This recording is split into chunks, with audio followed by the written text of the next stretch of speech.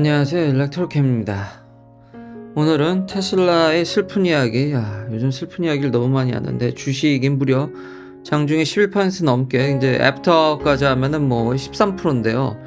다시 한번 이 슬픈 이야기에 대해서 한번 해볼까 합니다. 요즘 너무 자주 하는 것 같습니다. 라이언 권님, 너무 감사합니다. 사이버 트럭, 그쵸? 지금 이런 안 좋은 방향을 만회하려면 진짜 사이버 트럭 같은 게 조기 투여돼야 되지 않을까라는 생각이 드는데, 메리 크리스마스고 이미 지났지만, 너무 감사합니다. 새해 복 많이 받으셨으면 좋겠습니다. 그래서 오늘 이 주식에 대한 또 이 배경, 떨어진 이유라든지, 지금 전반적인 시장에 가해지는 압박, 이런 것들에 대해서 한번 이야기를 해볼까 합니다. 아버지께서 참 바닥이라는 얘기를 표현하셨는데, 어른분들의 참 경험은 중요한 것 같긴 합니다.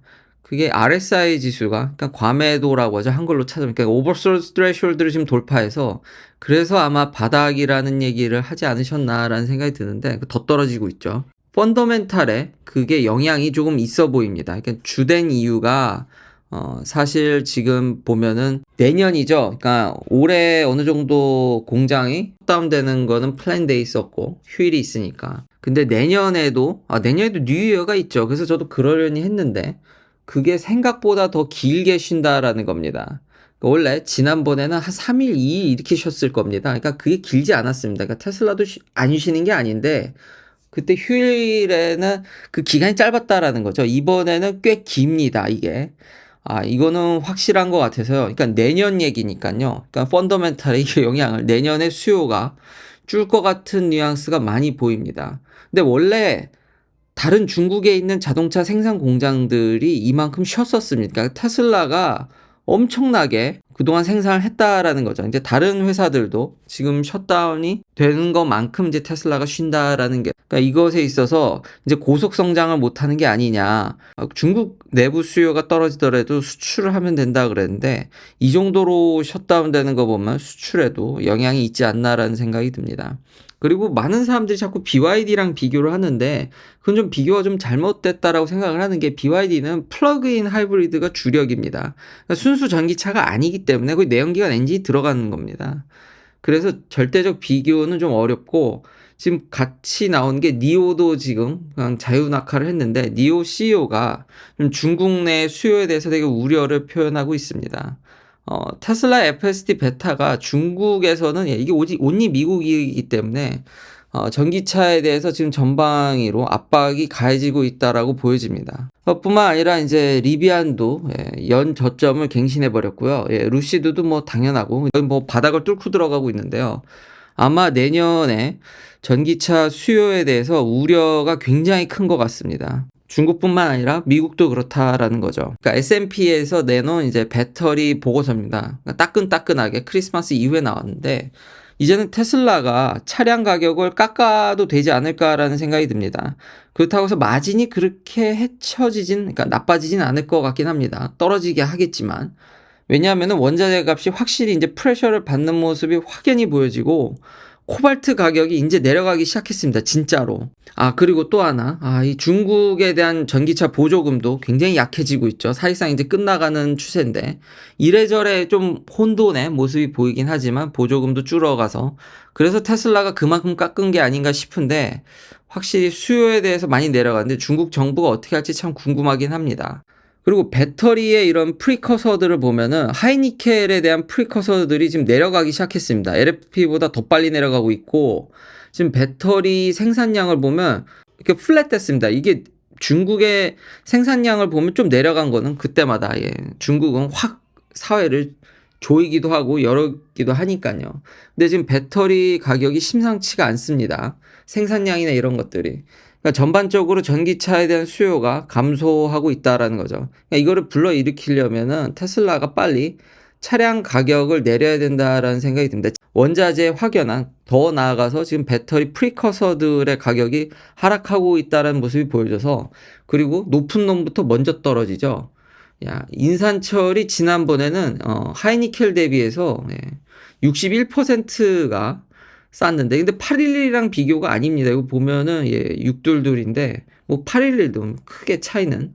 근데 이제는 41%, 그러니까 인산 처리에 대한 가격 어드밴티지가 좀 떨어졌다라는 거죠. 근데도 41%나 싸네요. 참 어마무시한데 여기는 플러그인 하이브리드 카에 대한 수요가 견고하다라는 모습도 있습니다. 근데 이 채널은 전기차를 응원하기 때문에 좀 플러그인 하이브리드를 전기차로 보지 않기 때문에 그러니까 내연기관이 원하는 모습도 여기서 좀 나와주는 거죠. 리튬은 여전히 굉장합니다. 굉장하지만 이런 추세라면은, 이런 분위기라면은 내려갈 모습이 보여지지 않을까라는 생각이 듭니다. 그럼 이런 분위기 속에서 가격을 하락시킬 여력이 있다라는 거죠.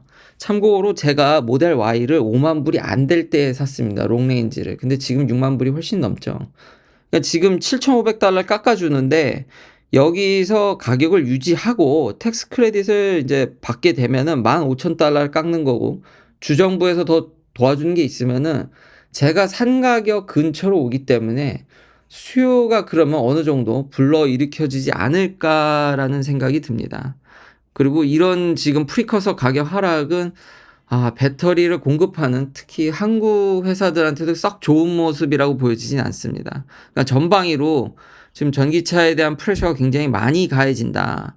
그리고 테슬라가 이걸 타게 하려면 어떻게 해야 될까? 근데 그 전에 이제 오일 가격, 항상 경쟁자는 내연기관이니까요. 제가 오기 전에, 그러니까 한국에 잠깐 방문하기 전에 기름값이 많이 안정화돼 있었고 켈리에서 4불을 볼 수 있었거든요. 4불 때 앞자리가 4라는 겁니다. 그러면은 딴 동네는 3, 텍사스 같은 경우는 더 떨어진 걸 볼 수 있겠죠.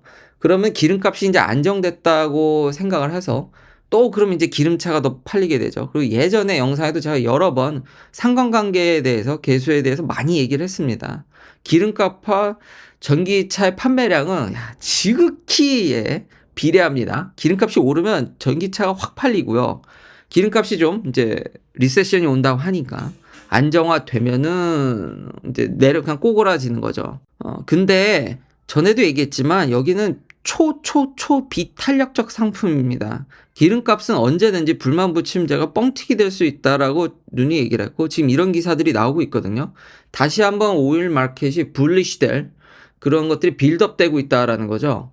이유가 뭐냐면은 지금 US 스톰, 지금 중부는 얼어붙었죠. 서부는 참 날씨에 있어서는 복받은 동네입니다.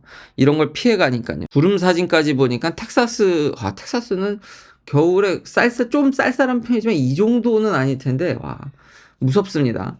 그러니까 그런 여파로 지금 기름값이 뛸 조짐이 보이죠. 그리고 아직 US 토탈 리카운트를 보면은 아직 친환경의 여파가, 그러니까 복구가 안 되고 있죠. 지금 리카운트라든지 내추럴 가스도 당연히 콜드 블라스트 때문에 뛰고 있고, 거기다가 중국이 코비드 제로 폴리시를 지금 낮추고 있죠. 그 발을 내리고 있기 때문에 중국에서의 수요가 올라오면 물론 러시아에서 엄청나게 사들이지만 시장에 어쨌든 영향이 있을 거라고 생각을 합니다. 중국은 워낙 큰 나라니까요. 이런 것들로 봤을 때 다시 한번 기름값이 뛰게 되면은 테슬라의 수요나 전기차에 대한 수요가 다시 불러일으켜지지 않을까. 그리고 테슬라만의 장점이 뭐냐면 자율주행입니다. 이제 자율주행이라는 표현을 이제 캘리포니아에서는 못 쓰겠군요. 이제. 근데 그렇다고 해서 크게 변한 건 없습니다. 이름은 이제 또 못 쓰게 되겠죠. 근데 더 압박이 올지는 지켜볼 필요가 있는데, 이제 FSD죠. 주행보조에 있어서 CNBC에서 재미난 기사를 냈는데, GM 포드 테슬라를 최근에 21일 크리스마스 전에 비교한 기사인데 여기에 다 동의하는 게 아닙니다. 그러니까 이 기사에 제가 동의하는 면들과 제 의견, 이 채널은 제 의견을 피력하는 거지 뉴스 읽어주는 채널이 아닙니다. 뉴스는 제가 하고자 하는 이야기에 근거를 낼 뿐이죠. 근데 재미난 부분들이 있어서 이런 것들이 테슬라의 판매를 증진시키는데 도와주지 않을까. 그러니까 당장 테슬라가 이런 안 좋은 분위기를 반전시키려면, 물론 CEO 리스크는 이미 너무 지겹게 얘기해서 아버지와도 얘기하고 뭐 트위터 인수나 이런 건 제가 너무 지겹게 얘기해서 그건 넘어가도록 하겠습니다. 이미 엎질러진 물 그거가 너무 큰데 정말 아쉽죠. 다시 한번 그거만 트위터만 아니었어도 여기까지 오지 않았을 텐데, 제가 그래서 과거 영상을 보면은 그래서 반대 의견은 이래서 테슬라 팬분들한테 욕을 먹을지언정 그걸 피력했던 건데 이렇게까지 심각해질지 저도 데미지는 생각을 했지만 이 정도까지는 예상을 못했습니다.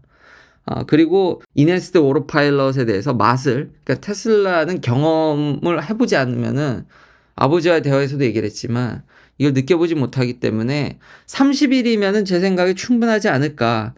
미국에 계신 분들은 프리 트라이얼을 써보셔서 테슬라의 이런 인핸스드 오토파일럿을 좀 만끽하셔서 좀 생각에 대해서 한번 재고를 해보시는 것도 어떨까 생각이 됩니다. 자, 돌아와서 CNBC에서 얘기한 GM이 자랑하는 슈퍼크루즈, 그러니까 내연기관 중 저는 GM의 슈퍼크루즈가 최고라고 생각을 합니다. 방대한 HD 맵 데이터와 라이다. 그렇다고 뭐 이제 GM의 그런 택시 같이 쓰는 건 아니고요. 그냥 보조 정도죠. 자회사인, 그러니까 로봇택시 정도는 아니지만 거긴 뭐 라이다가 엄청 달려 있으니까요. 문제가 뭐냐면 하이웨이선 진짜 짱인데 이 기사에서도 얘기했지만 공사 구간이라든지 하이웨이라고 공사를 안 할 리가 없죠. 미국은 공사가 참 많습니다.